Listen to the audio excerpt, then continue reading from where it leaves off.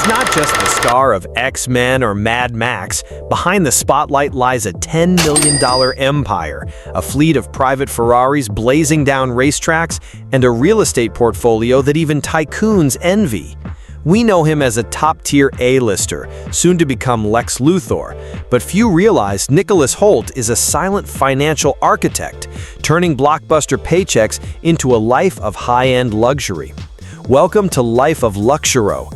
Today we pull back the curtain, revealing the smart deals, exclusive brand partnerships, and adrenaline-fueled passions that define Nicholas Hoult's world of quiet opulence. This is the blueprint for a life at the top. What if the secret to surviving Hollywood wasn't about being seen, but about masterfully disappearing? In a world that demands constant exposure, Nicholas Hoult has achieved something remarkable, a life of profound normalcy, tucked away just beyond the spotlight's glare. He has built a sanctuary, a world where the roles of husband and father are infinitely more important than movie star. It's a quiet rebellion against the cult of celebrity, and it all centers around his relationship with California model Brianna Hawley. Their story isn't one of red carpet premieres and tabloid headlines. Instead, it's a narrative whispered in quiet moments, a love that began back in 2016 and culminated in a marriage so private the world only found out when Hoult casually referred to Brianna as his wife during the 2024 Governor's Awards. There was no grand announcement, no magazine cover, just a simple, honest word that spoke volumes about their priorities.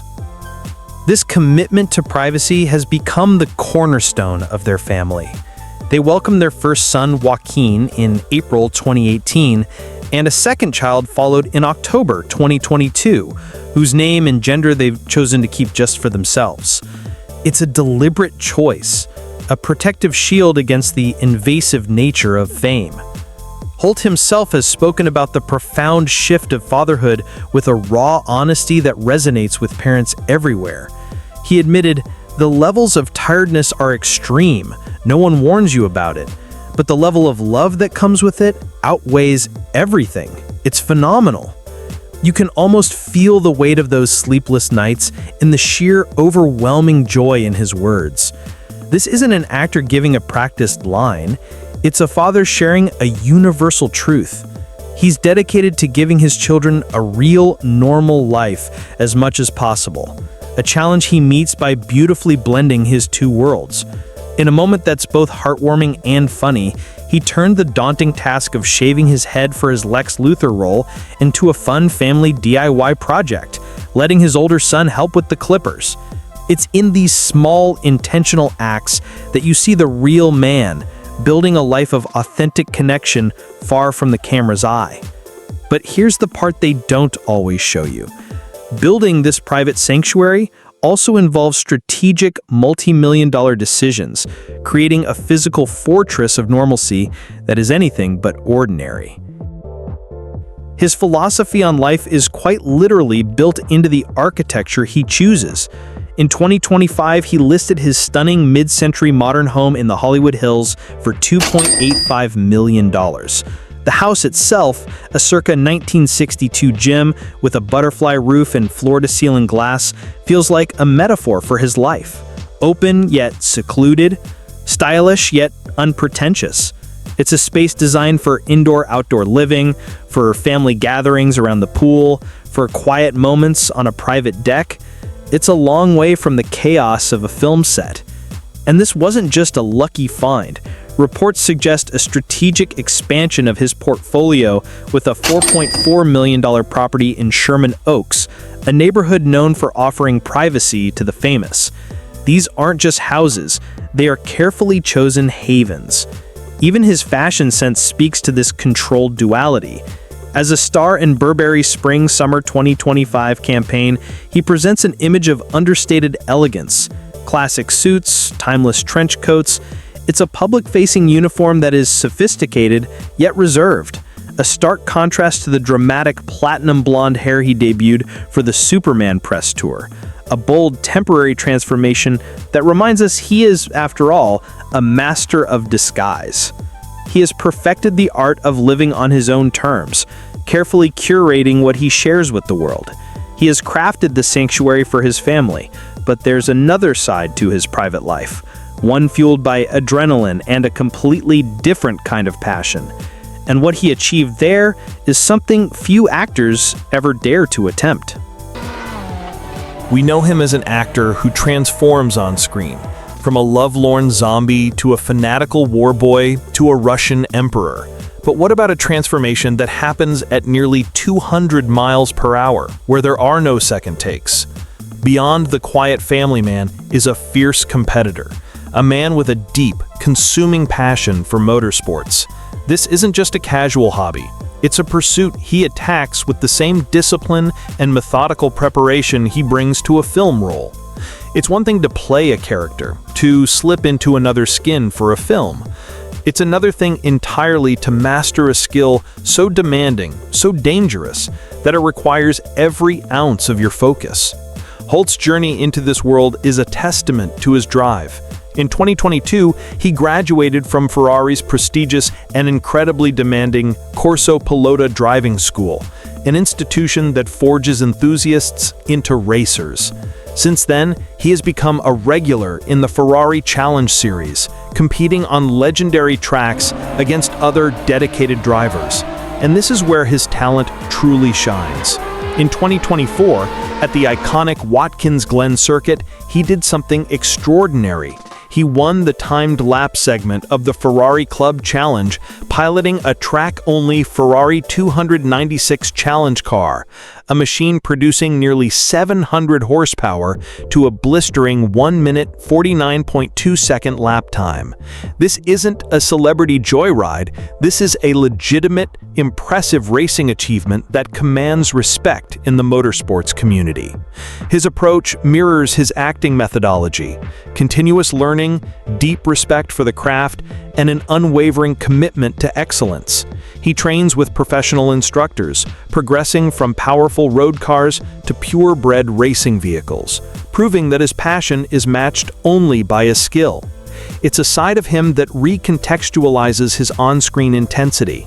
The focus required to hit a perfect apex on a racetrack is the same focus he brings to hitting a perfect emotional beat in a scene. This physical and mental fortitude is forged in a crucible of intense training. His longtime trainer, George Ashwell, has been with him since their school days, developing programs that are less about aesthetics and more about functional strength and character-specific preparation. He complements this with the raw discipline of boxing at Trinity Boxing Club in Los Angeles, where his coach, Eddie Arazola, has noted his genuine ability in the ring. It's a lifestyle of discipline, from battle ropes and jiu-jitsu to the specific dietary plans required for a role, like the high-protein intake for his beast transformation. Yet, even this intense discipline is balanced by a surprisingly down-to-earth side.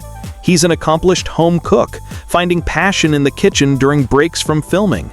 His ideal tasting menu reveals a man who loves bold, unpretentious flavors, like a good Cobb salad, more for the bacon and cheese than the lettuce. And in a wonderfully humanizing quirk, he admits to disliking soup, a distaste born from using cold soup as a prop for vomiting scenes in his films. This discipline, this blend of quiet family life and high-octane passion, seems to be the secret fuel for his creativity. But how did this intensely private man, this dedicated racer, first find his way into the public eye? The story of his beginning is even more surprising than you might think. How does a career that spans blockbuster franchises and critically acclaimed dramas begin? Does it start with years of dedicated training and relentless auditions? For Nicholas Hoult, it began with something much simpler: the intense, unwavering focus of a 3-year-old boy watching a play. A director in the audience saw that focus, that ability to be completely absorbed in a story, and believed he could act. It's a story that feels more like fate than ambition. Born on December 7, 1989, in Wokingham, Berkshire, Nicholas Caradoc Hoult grew up in a world far removed from Hollywood. His mother, Glynis, was a piano teacher, and his father, Roger, a commercial pilot, meaning the household was often a lively place filled with his 3 siblings. He described his own childhood as pretty outdoorsy and normal, filled with making tree houses and running around in the garden. Yet the arts were always there, a whisper in his lineage. His great-aunt was Dame Anna Neagle, one of Britain's most celebrated actresses, a woman famous for portraying queens.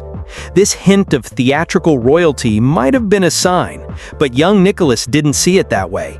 His screen debut at age 6 in Intimate Relations was followed by television spots, but he admitted to the Daily Telegraph that he wasn't in love with it. For him, it was more like playing for a football team, a fun activity. But here's the part of the story few people know. While he was dipping his toes in acting, he was diving headfirst into an entirely different and arguably more demanding art form: ballet. He performed with the prestigious English National Ballet in productions of Swan Lake and The Nutcracker. It's such a surprising image, isn't it? The boy who would later become a feral war boy and a manipulative teen icon, first learning stage presence and discipline through classical dance. He later joked it was the opposite of Skins. This foundation, this quiet discipline learned away from the cameras, would become his secret weapon. He was a boy who enjoyed acting as a hobby, a dancer on prestigious stages, but he was about to land a role that wouldn't just be a part, it would make him a household name and set him on a collision course with the challenges of child stardom. What does it feel like when, at just 11 years old, you're not only holding your own, but shining alongside one of the world's biggest movie stars? In 2002, Nicholas Hoult found out. He was cast as the wonderfully awkward, heart-wrenchingly lonely Marcus Brewer in About a Boy, based on Nick Hornby's beloved novel. Suddenly, he was on set with Hugh Grant, Toni Collette, and directors Paul and Chris Weitz, and he wasn't just a background player, he was the film's emotional core.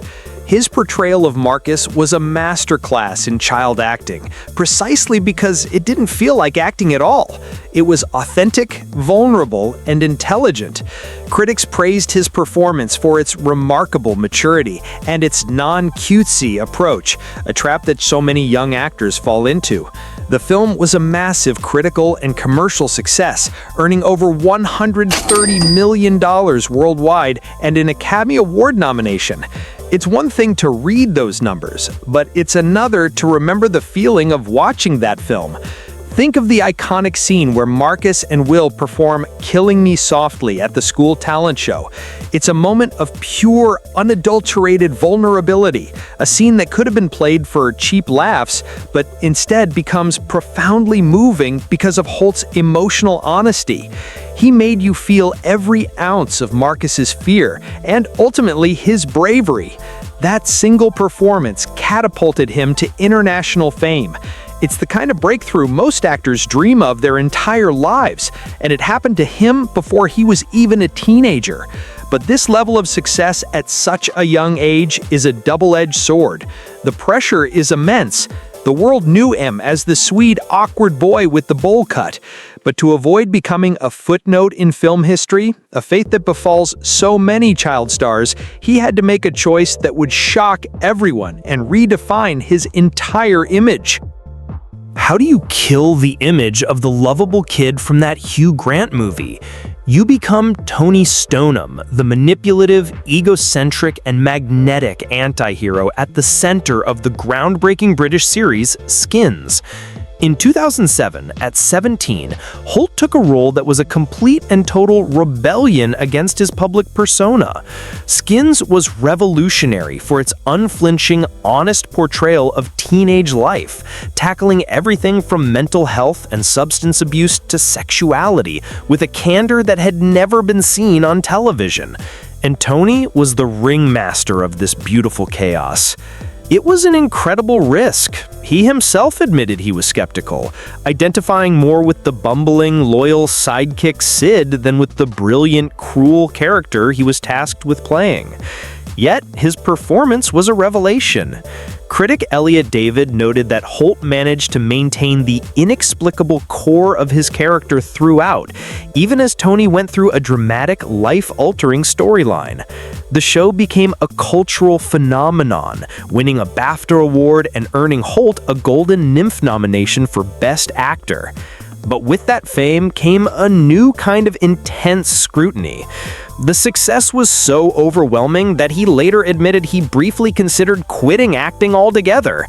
Instead, he made the pivotal decision to leave school and focus entirely on his career. It was a gamble that paid off, proving he had the dramatic range to carry complex, morally ambiguous stories. He followed this with his West End debut in the play New Boy, a move that cemented his commitment to the craft. He had proven he could play dark on television, but the world of high fashion, auteur cinema was a different beast altogether. His next move would pair him with a legendary designer in his directorial debut, a role that required a completely new level of maturity and nuance.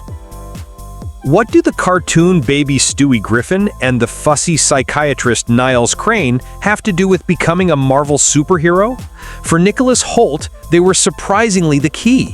When he auditioned for the role of the brilliant, gentle scientist Hank McCoy, also known as Beast, in X-Men First Class, the process was anything but conventional.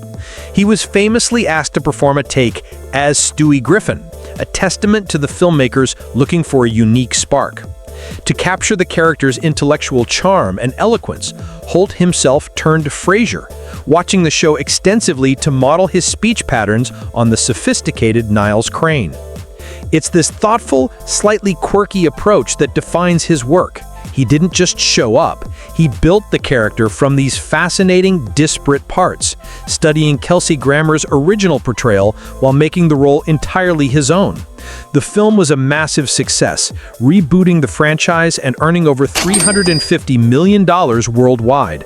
It locked him into a multi-film contract, establishing him as a reliable star in a major blockbuster universe and a face recognized across the globe.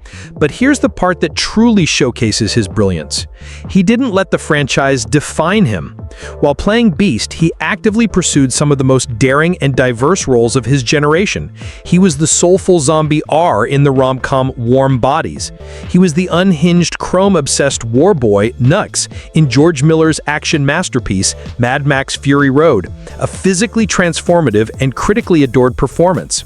Then, he seamlessly shifted gears again, stealing scenes as the witty, foppish politician Robert Harley in Yorgos Lanthimos' Oscar-winning period drama The Favorite.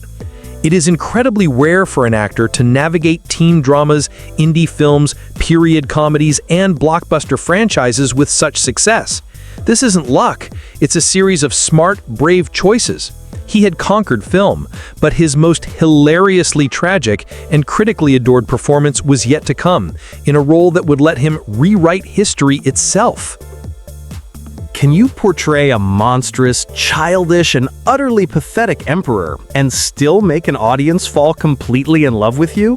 With his role as Peter III in Hulu's satirical masterpiece The Great, Nicholas Hoult did just that. Returning to television after more than a decade, he delivered what many consider the performance of his career. His Peter was a hurricane of contradictions, a volatile, preening man-child capable of both horrifying cruelty and moments of genuine, heartbreaking vulnerability.